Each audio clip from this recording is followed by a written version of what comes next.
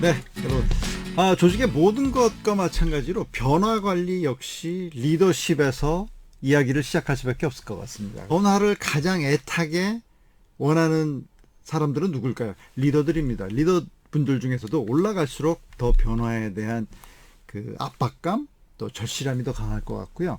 밑에 있는 우리 조직원들, 또 실무자들 레벨에서는 변화의 그 절박성을 상당히 어려울 겁니다. 그게 인지상정 아니겠습니까? 왜 그렇습니까? 위에 분들은 넓게 보이기 때문에 지금 문제들이 많이 보일 수밖에 없겠죠. 그렇지만 거대한 조직에서 가장 밑에서 실무진으로 일하는 사람들의 입장에서는 필요성이 잘 보이지 않는 게 너무도 당연할 것입니다. 그런데 중요한 것은 제일 꼭대기에 계신 분들부터 윗분들이 왜 밑에 사람들이 변화하지 않느냐고 굉장히 답답해하고 애타하십니다.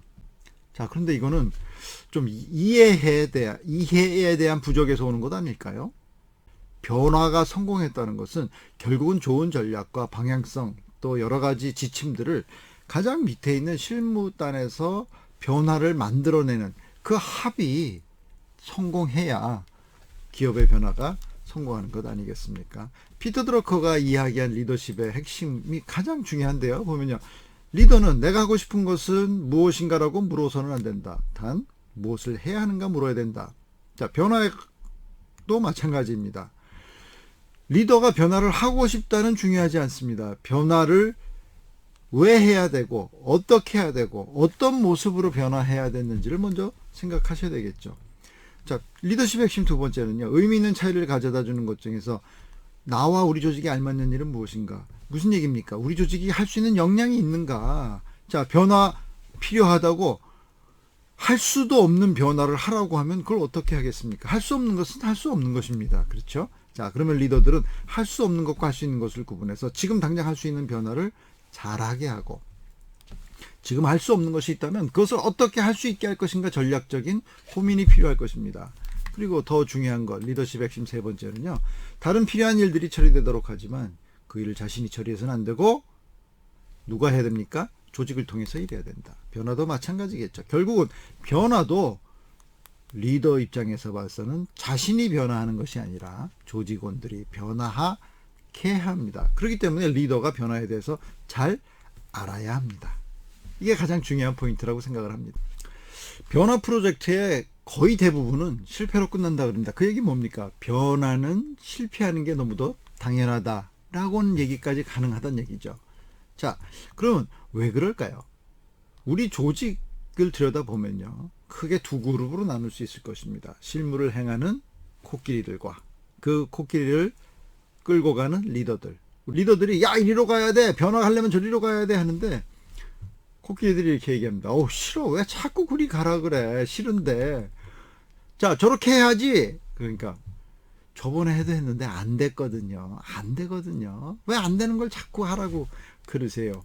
라고 이야기하는 코끼리와 리더가 우리 조직에도 존재하지 않습니까? 자, 이 두 그룹은요. 기수는 결국은요. 목표를 설정하고 그 목표에 갈 수 있는 전략들을 도출하는 플래너들이 될 것입니다. 그러니까 변화를 가능하게 하는 게 이들의 책임입니다. 이 코끼리들의 책임은 뭡니까? 이들은 실행의 주체입니다. 자, 여러분들 이걸 잘 생각하셔야 됩니다. 윗분들은 우리가 좋은 전략을 짜면 되겠지 하고 생각하시지만 그 좋은 전략이 우리 조직원들 그들에게도 좋은 전략인지, 그들에게 좋은 전략인 조건과 윗분의 좋은 전략인 조건은 다를 수 있지 않을까요? 그래서 중요한 것은 전략이 좋다 나쁘다를 떠나서 기수가 시작한 변화를 코끼리가 완성할 수 있는가, 이것을 들여다봐야 됩니다. 자, 코끼리가 완성할 수 있다는 것은 뭘 뜻할까요? 여러 가지가 있겠죠. 자, 보통 변화를 하자고 조직에서 이제 윗분들이 이야기하기 시작하면요, 조직에서 이런 반응들이 나타납니다. 많이 보시던 반응들일 거예요.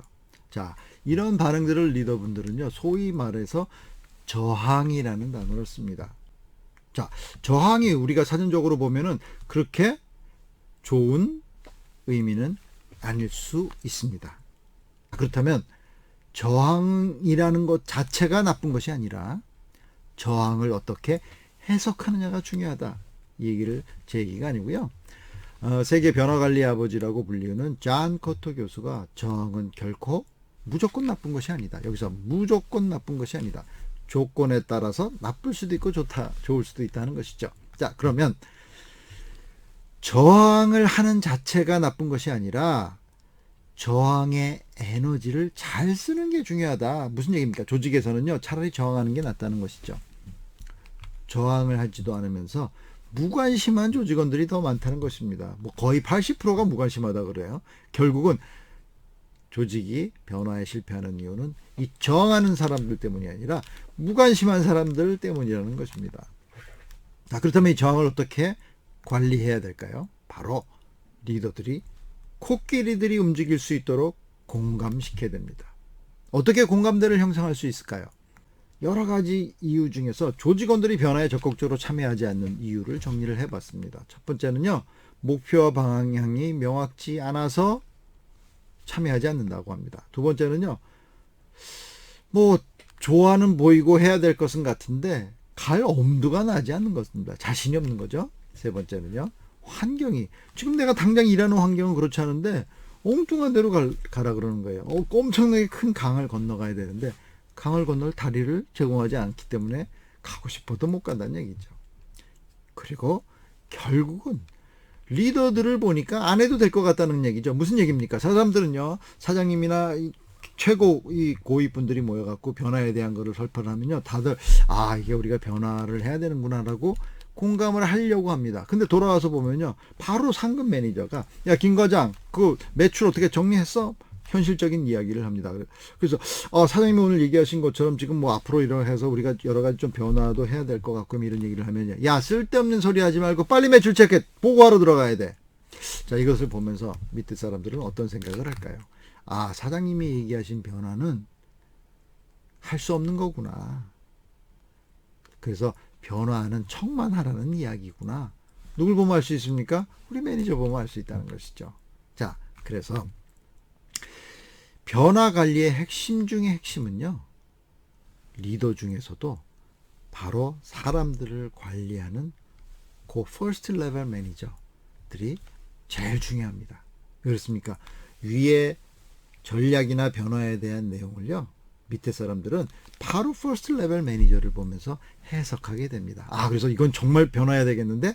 아니면 이거는 하다 말란 얘기구나, 이렇게 해석한다는 것이죠. 결국은 리더십입니다. 자, 그래서 조직원들이 변화에 적극적으로 참여하기 위해서는요, 4가지 방향과 목표를 명확히 하고요, 구성원의 참여를 의지를 고양을 해야 되고, 환경을 변화시키고, 리더들이 열정과 신뢰로 함께 해야 됩니다. 결국 리더의 역할이 가장 중요합니다. 자, 그러면 리더들은 어떤 변화를 할 수 있도록 변화의 프레임워크를 가져야 될까요? 변화 관리 리더십 프레임워크 4가지를 한번 정리해 볼까요? 자, 첫 번째는요, 변화의 목표와 방향을 잘 설정하셔야 됩니다. 그리고 명확히 소통하셔야 됩니다. 그래서 이를 내비게이션이라 정했습니다. 그리고 오너십입니다. 구성원들이 참여 의지를 끌어낼 수 있는, 즉 오너십을 만들어낼 수 있어야 됩니다. 세 번째는요, 환경을 변화시켜야 됩니다. 자, 환경을 변화시키려면 우리 조직원들이 일하는 그 환경을 정확히 이해하는 데서 시작해야 되겠죠.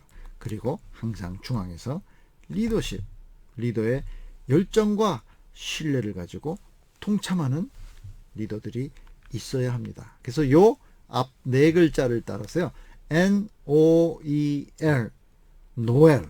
그래서 외우기 쉽게, 그래서 변화관리의 프레임워크 노엘이라고 한번 기억해 보시기 바랍니다.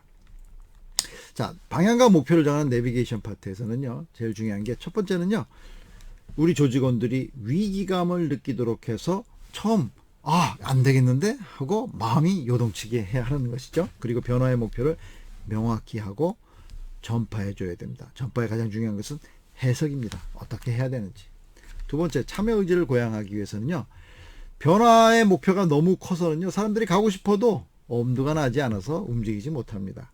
그러니까 변화의 크기를 잘게 쪼개 주어야 됩니다. 이게 이제 중요하게 생각하는 것이 바로 efficacy라고 합니다.